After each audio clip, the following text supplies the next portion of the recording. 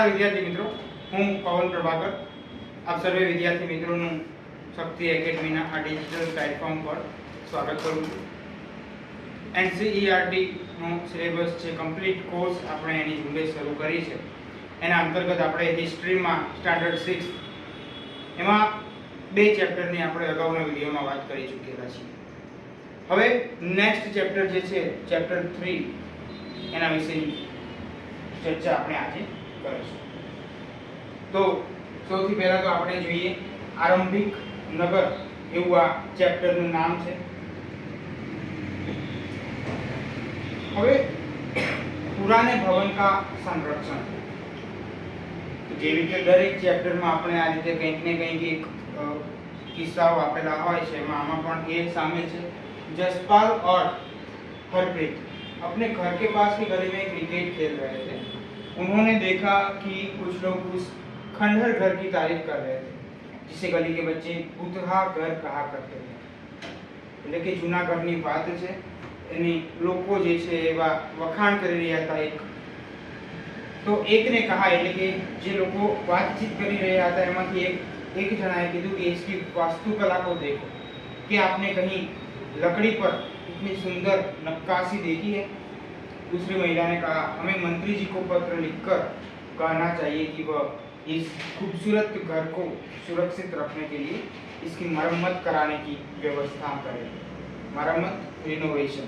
यह सब सुनकर जसपाल और हरप्रीत सोचने लगे कि पुराने खंडहर से लोगों का इतना लगाव क्यों हो सकता है। जे अहीं आपेલું છે આ બંને જે છે જસપાલ અને હરપ્રીત એમની જોડે આ રીતે એક કિસ્સો બનેલો છે।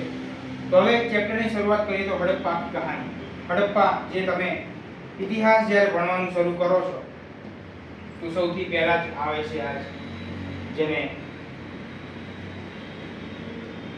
ઇન્ડસ વેલી સિવિલાઇઝેશન પણ કહેવામાં આવે છે, હડપ્પા સંસ્કૃતિ પણ કહેવામાં આવે છે, સિંધુ ખીણની સંસ્કૃતિ તરીકે પણ ઓળખવામાં આવે છે।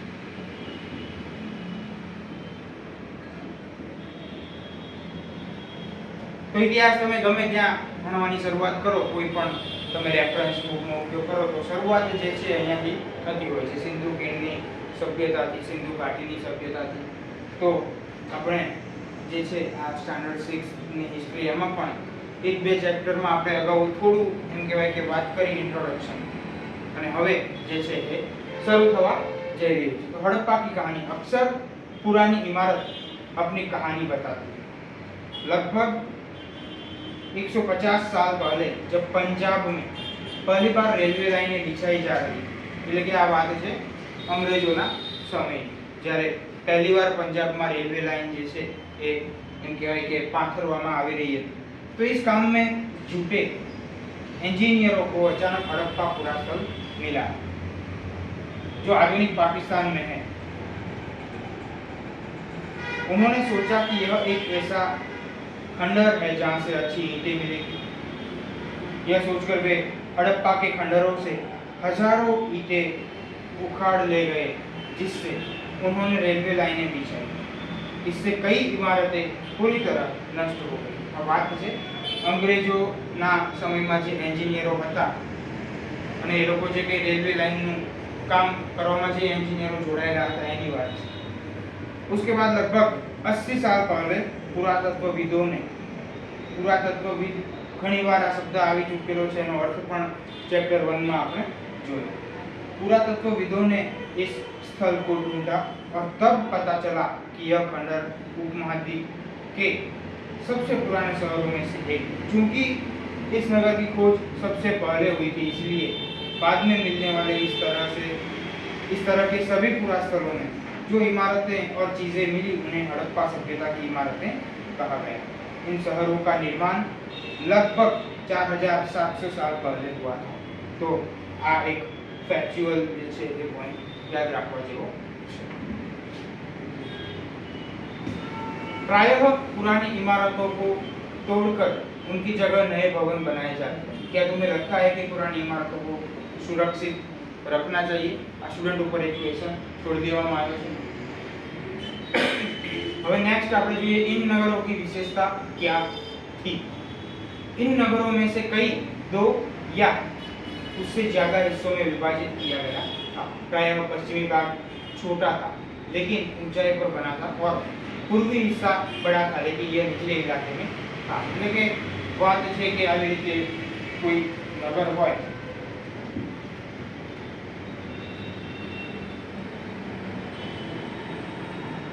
તો એને બે ભાગમાં વહેંચવામાં આવતું।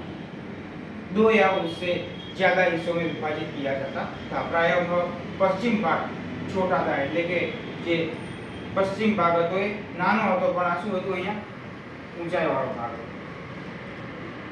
જ્યારે પૂર્વી જે ભાગ હતો એ નીચાણ વાળો ભાગ હતો। એના ઉપરથી આપણને એવો એક આઈડિયા આવી શકે જે ઊંચાણ વાળો વિસ્તાર હતો એ ભલે નાનો હતો પણ ત્યાં શાસકો રાજાઓ એમના પરિવારો પુરોહિતો વગેરે અહીંયા રહેતા હોવા જોઈએ। અને જે આ નીચાણ વાળો વિસ્તાર છે એ નગરના ઇલાકામાં એમ કહેવાય કે જે લોકો સામાન્ય પ્રજા છે વેપારીઓ છે આવા બધા જે છે આ વિસ્તારમાં રહેતા હશે। ऊंचाई वाले भाग को पुरातत्वविदों ने नगर दुर्ग कहा। એટલે આને જે છે આપણે नगर दुर्ग तरीके पुरातत्वविदों એને ઓળખાવ્યું છે। और निचले हिस्से को निचला नगर कहा है। એટલે કે આ જે છે આપણે નીચલું નગર જોઈ લઈએ। સોરી हिंदी ने गुजराती બે મિક્સ થઈ જાય।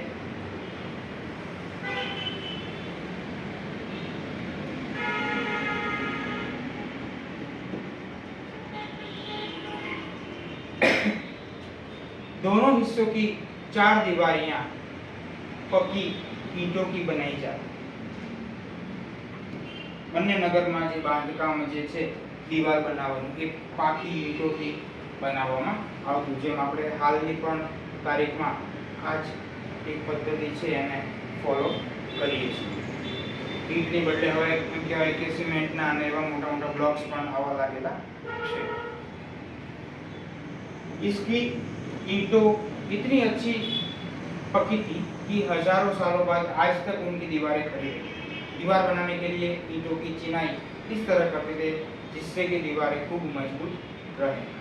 कुछ नगरों के नगर दुर्ग में कुछ खास इमारतें बनाई गई। नगर दुर्ग એટલે કે આપણે જે આ વાત કરી કે પશ્ચિમ બાજુનું જે છે નગર દુર્ગ કે જ્યાં શાસકો રહેતા હોય એવું આપણે અંદાજ લગાવેલો છે। मिसाल के तौर पर मोहनजोदड़ो में खास तालाब बनाया गया था जिसे पुरातत्वविदों ने महान स्नानागार कहा है। इस तालाब को बनाने में ईंट और प्लास्टर का इस्तेमाल किया गया था। इसमें पानी की रिसाव रोकने के लिए प्लास्टर के ऊपर चारकोल की परत चढ़ाई गई। इस सरोवर में दो तरफ से उतरने के लिए सीढ़ियां बनाई गई थी और चारों और कमरे बनाए गए। એટલે કે જે મોહેન્જો-દડોમાં આપણને મહાન સ્નાનાગાર મળી આવેલું છે એના વિશેની વાત છે।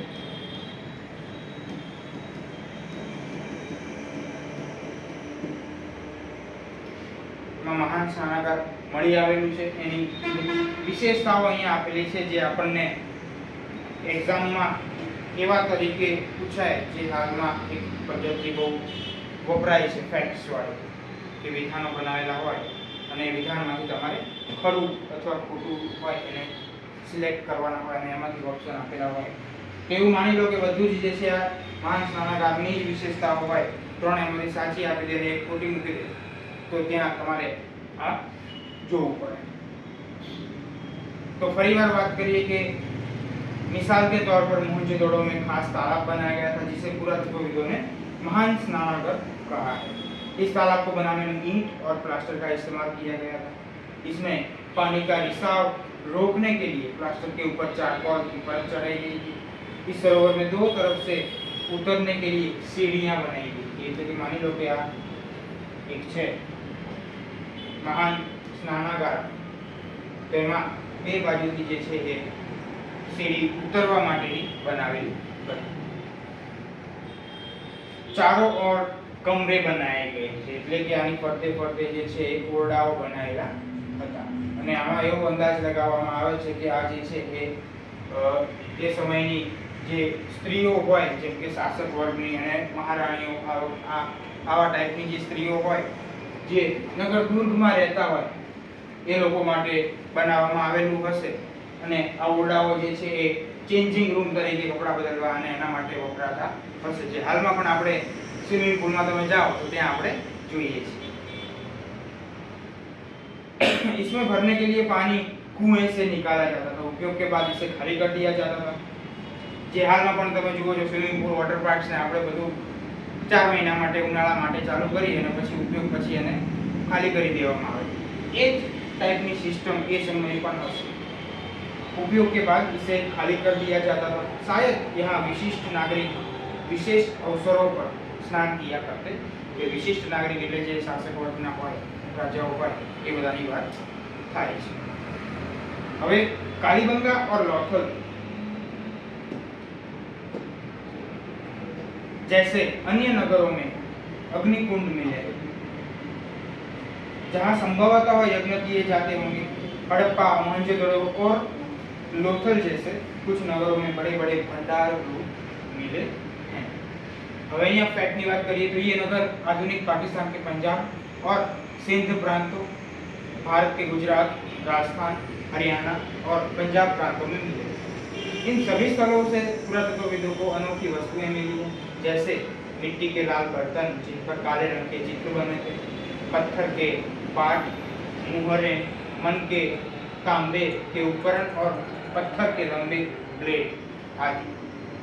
હવે અહીંયા માનચિત્ર 3 આપેલું છે ઉપમહાદ્વીપ કે આરંભિક નગર, એટલે કે ક્યાં ક્યાં આરંભિક નગર જે છે વસેલા હતા તો એની વાત છે.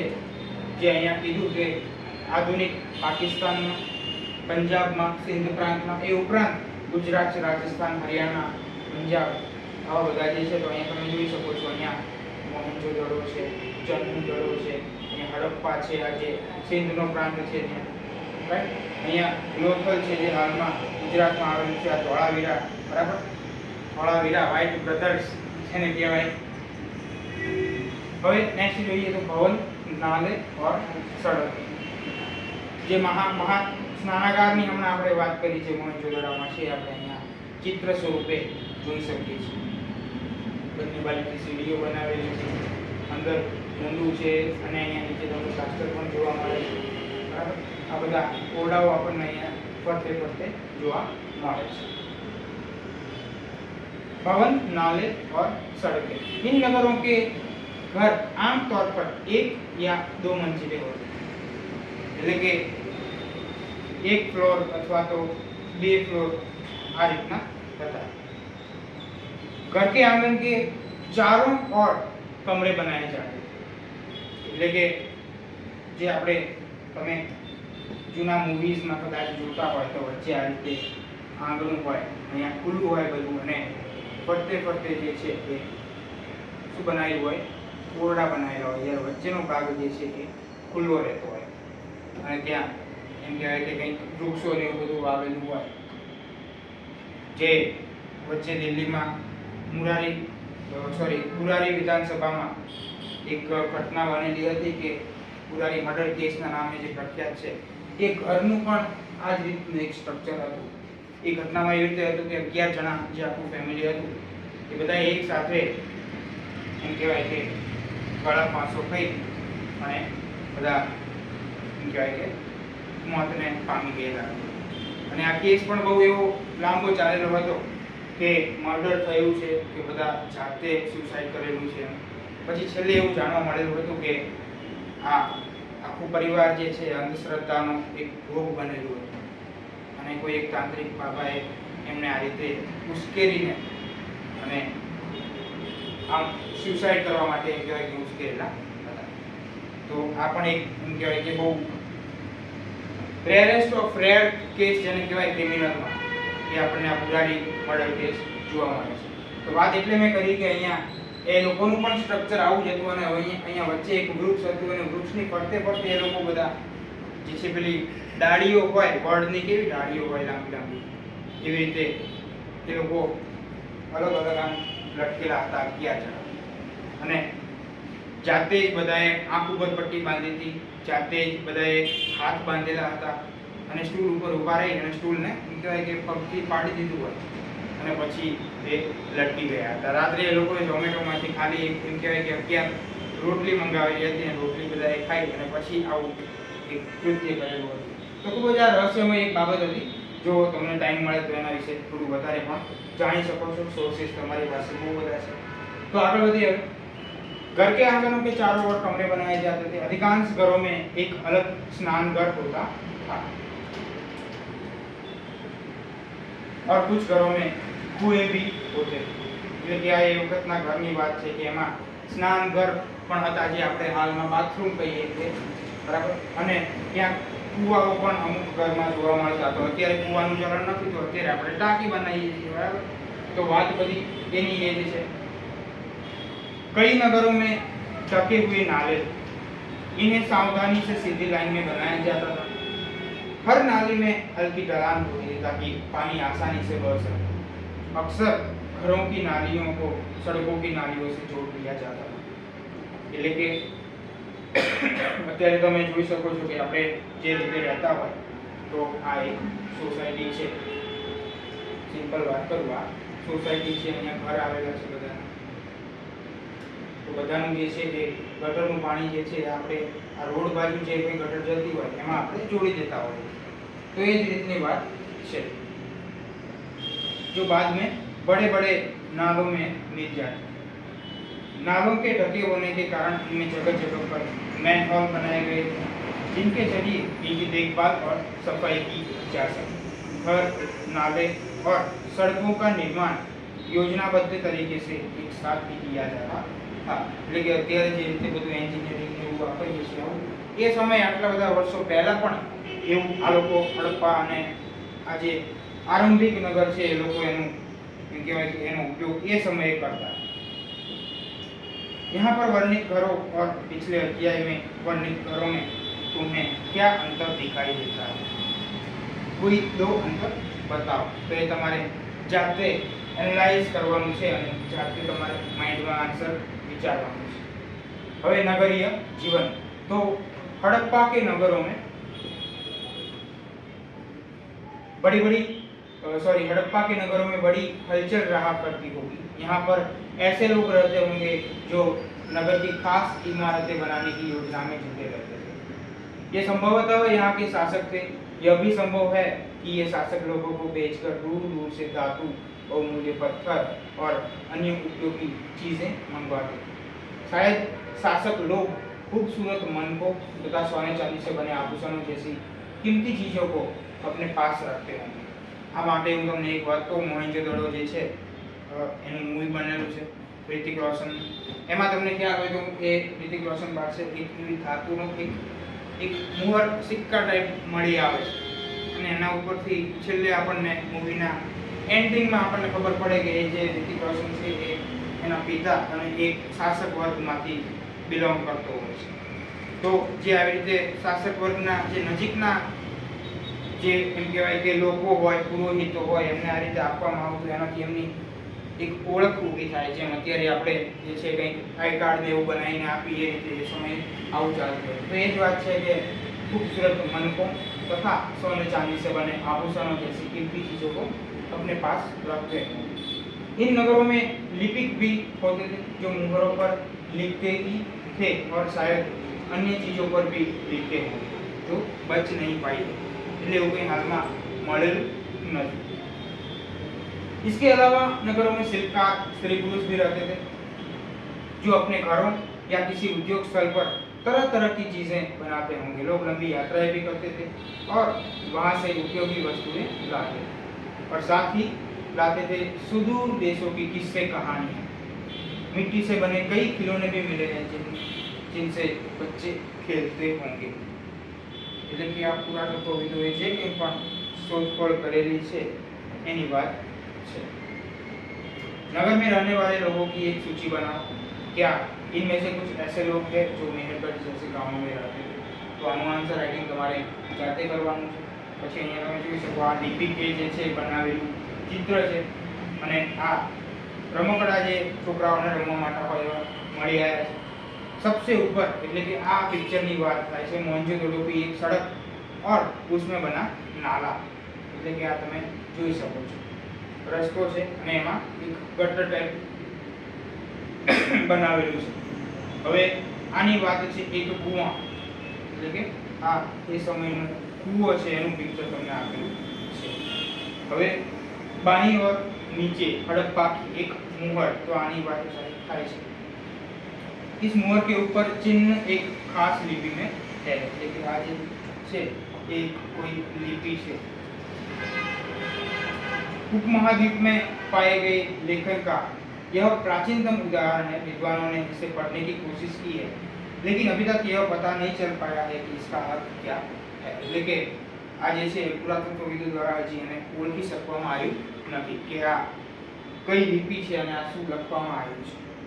પણ આ લિપિ જે છે એમ કહેવાય કે બીજી જગ્યાએ જે મળવામાં આવી હોય એની થોડી થોડી મળતી આવે છે. જ્યારે ભાષાનો ઉપયોગ ના થયો હોય અક્ષરો મૂળાક્ષરો લિપિનો એમ કહેવાય કે આવિષ્કાર ન થયો તો એ વખતે નિશાની દ્વારા લિપિ બનાવવામાં આવે છે.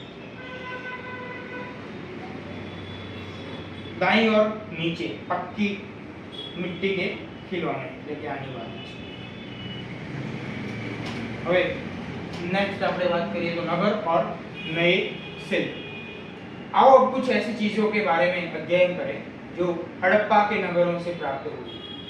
पुरातत्वविदों को जो चीजें वहां मिली है उनमें अधिकतर पत्थर, शंख, तांबे, कांसे, सोने और चांदी जैसी धातुओं से बनाई गई એટલે કે પથરામાંથી, શંખમાંથી, તાંબામાંથી, કાંસુ, પછી સોનું અને ચાંદી. तांबे और कांसे से औजार, हथियार, गहने और बर्तन बनाए जाते એટલે કે તાંબુ અને કાંસુ એમાંથી આવી રીતે અલગ અલગ ઉપયોગ થઈ અને આ બધું બનાવવામાં આવતું. औजार, हथियार, गहने અને बर्तन. सोने और चांदी से गहने और बर्तन बनाए जाते. तो ये છે ઘરેણા અને વાસણો કે સોના અને ચાંદી જેવી धातुओंમાંથી बनावવામાં આવતું હતું. यहाँ मिली सबसे आकर्षक वस्तुओं में मनके, पाट और फलक है. हड़प्पा सभ्यता के लोग पत्थर की मुहरें बनाते थे. इन आयताकार पृष्ठ 25 मुहरों पर सामान्यतः जानवरों के चित्र मिलते हैं. એટલે કે આગળ આપણે જે વાત કરી આની જ વાત છે. हड़प्पा सभ्यता के लोग काले रंग से डिजाइन किए हुए खूबसूरत लाल मिट्टी के बर्तन बनाते थे. पृष्ठ 6 ઉપર તમારે જોવાનું છે એટલે કે જે આપણે ચેપ્ટર 1 જોયું એમાં ચિત્ર આપેલું છે એના અંતર્ગત તમે જોઈ શકો છો. હવે આ જે આપેલું છે ફોટો સોરી એના વિશેની बात करिए तो पत्थर के बाट देखो. इतने ध्यान से और उपयुक्त तरीके से इन बाटों को बनाया गया था. इन्हें जट पत्थर से बनाया गया था. इन्हें शायद बहुमूल्य पत्थर और धातुओं के तोड़ने के लिए बनाया गया होगा. मध्य में बाएं मनके इनमें से कई कार्निलियन पत्थरों से बनाए गए थे. आगे आगे छे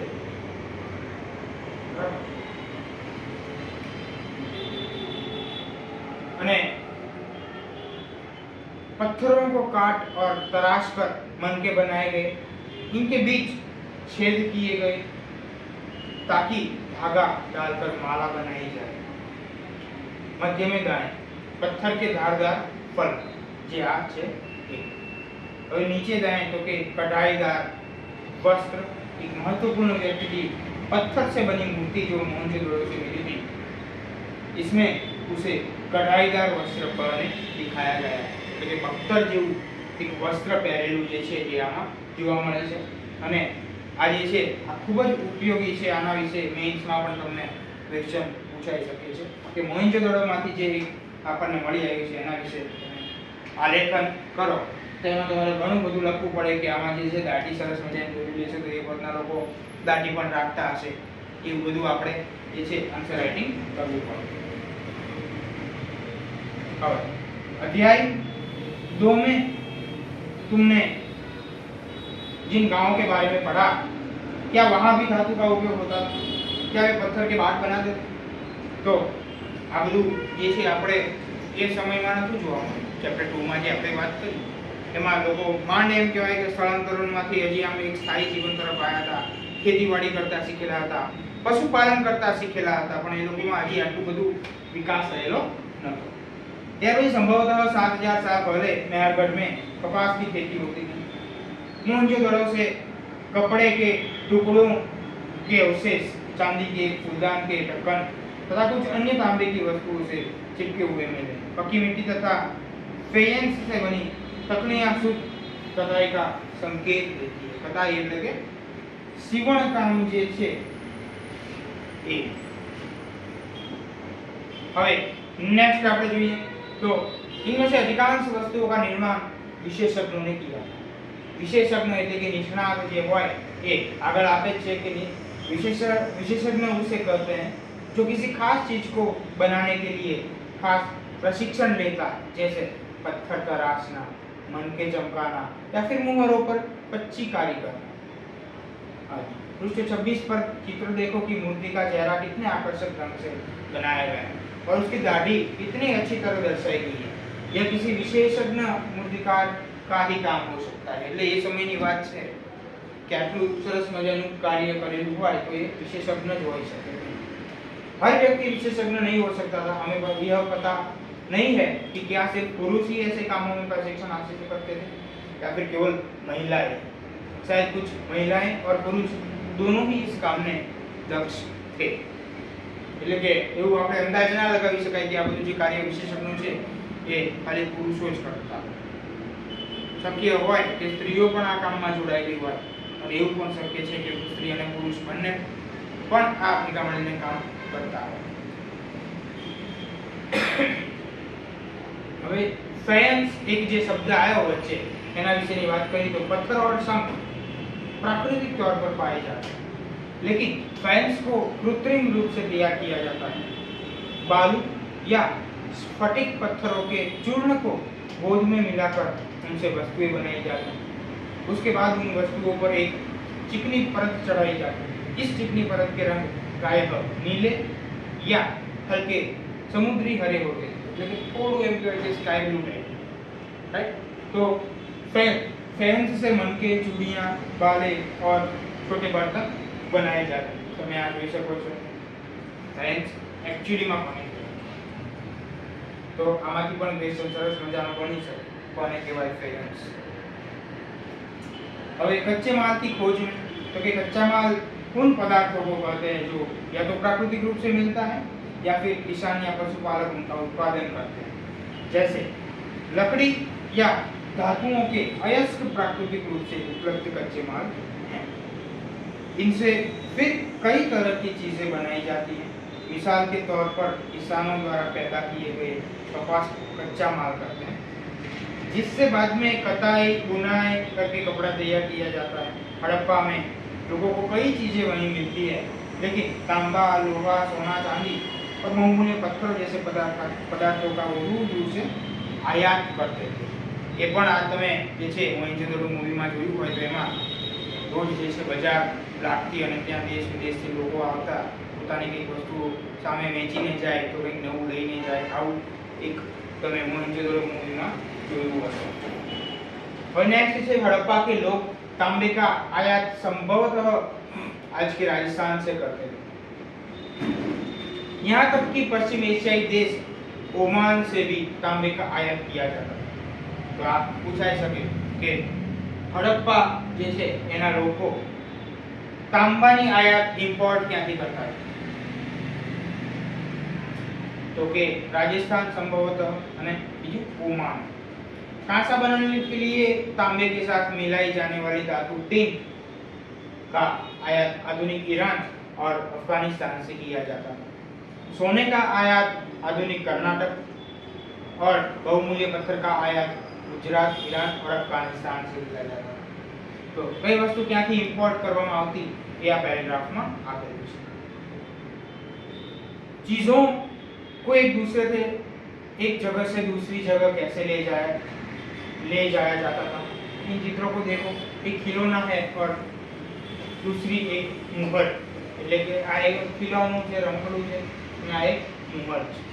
क्या तुम बता सकते हो कि हड़प्पा के लोग यातायात के लिए किन साधनों का प्रयोग करते थे? यातायात એટલે કે આયાત નિકાસ, આપણે ઇમ્પોર્ટ એક્સપોર્ટ જેને કહીએ એ, તો એના માટે બહાર તો જવું પડે, બહારના લોકોને અહીંયા આવવું પડે, તો એના માટે કયા એવા સાધનોનો ઉપયોગ करता હશે? तो ये તમારે જોવાનું છે। પછી पिछले अध्यायों में क्या तुमको पहिए वाले वाहनों की जानकारी दी गई है? तो ना, तो એની જ હવે વાત છે।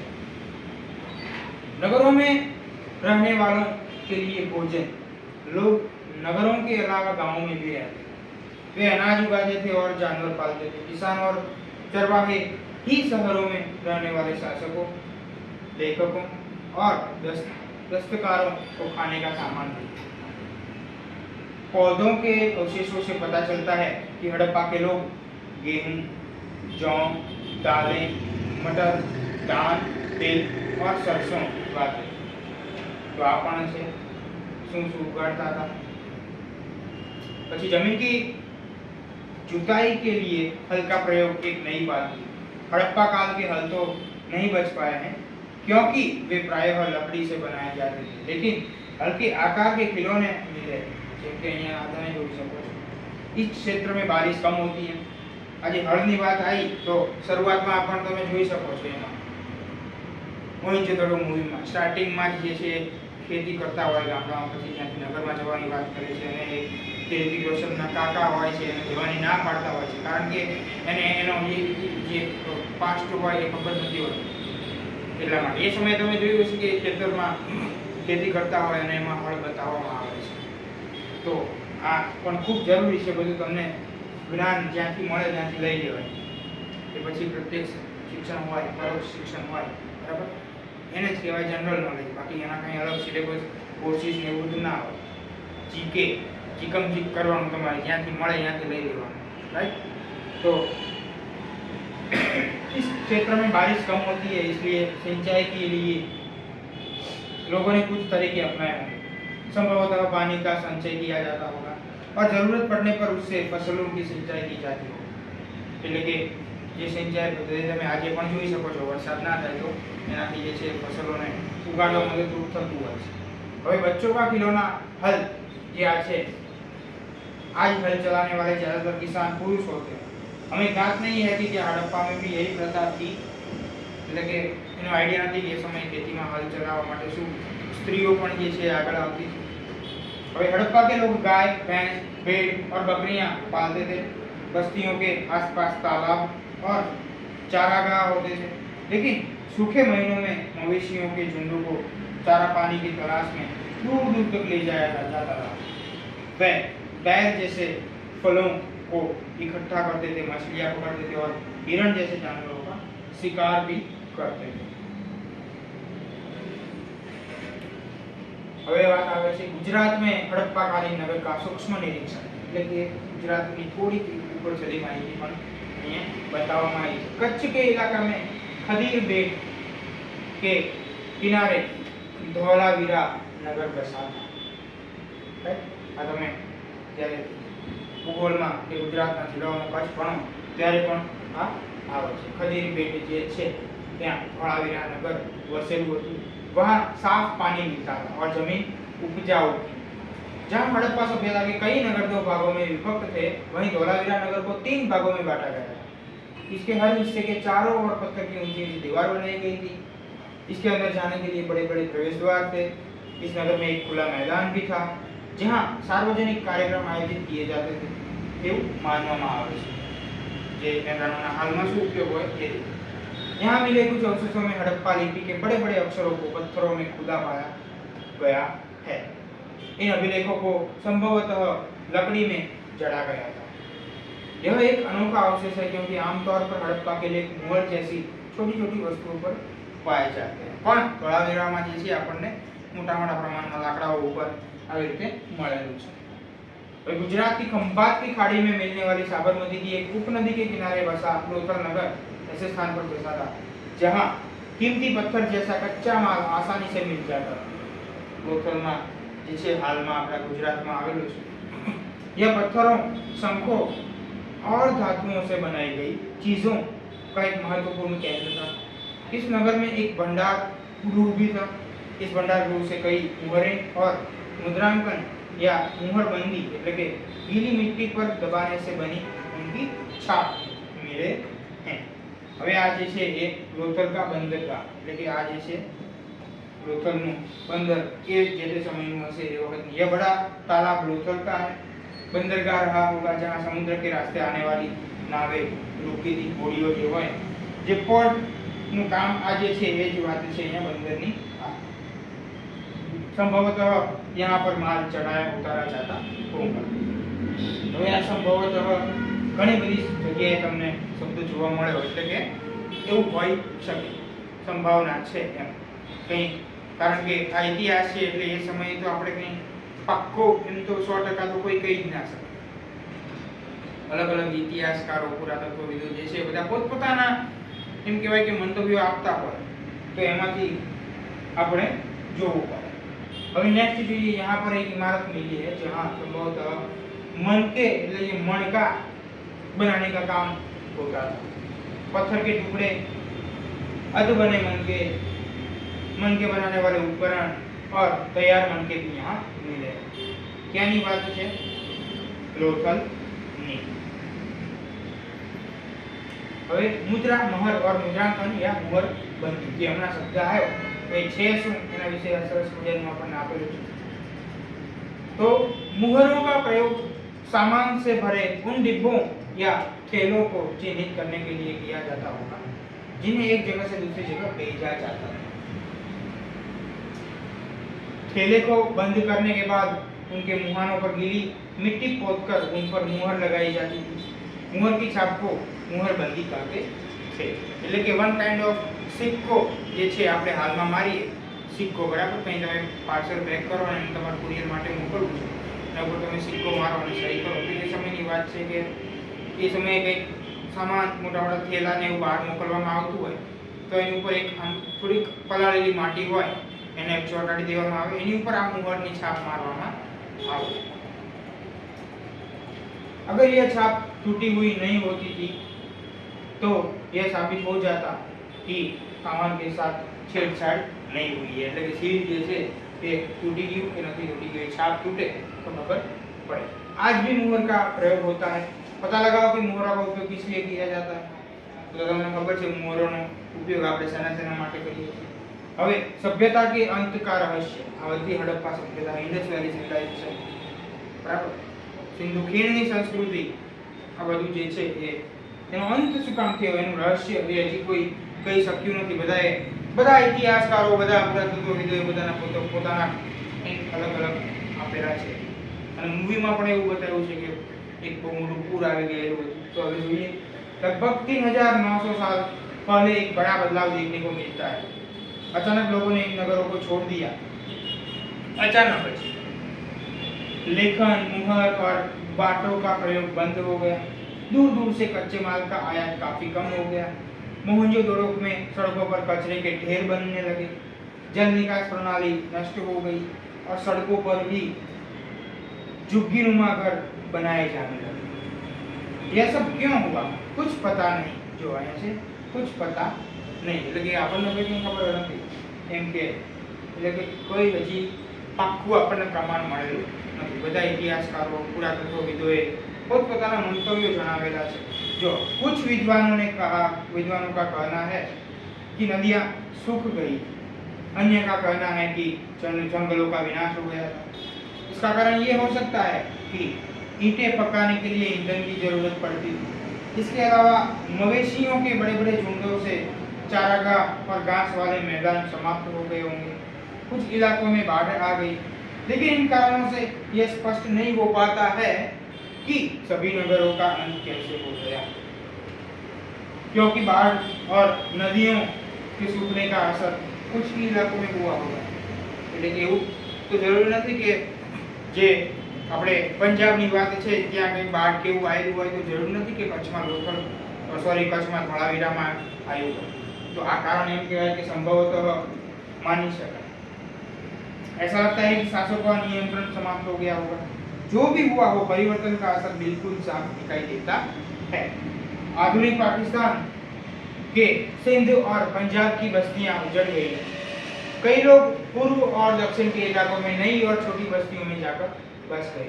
इसके लगभग 1400 साल बाद नए नगरों का विकास हुआ। इनके बारे में तुम अध्याय 5 और 8 में पढ़ो।